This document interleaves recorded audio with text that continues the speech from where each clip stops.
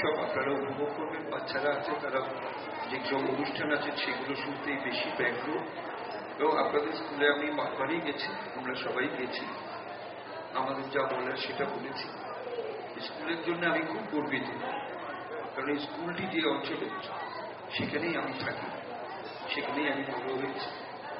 এবং আমার সেই জায়গায় এত একটা সুন্দর স্কুল আছে, একটা বিদ্যালয় আছে, এটা খুব গর্বের বিষয়।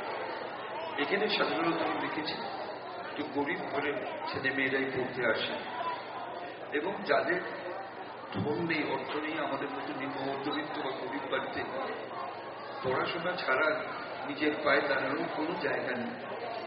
এটাই একমাত্র পথ।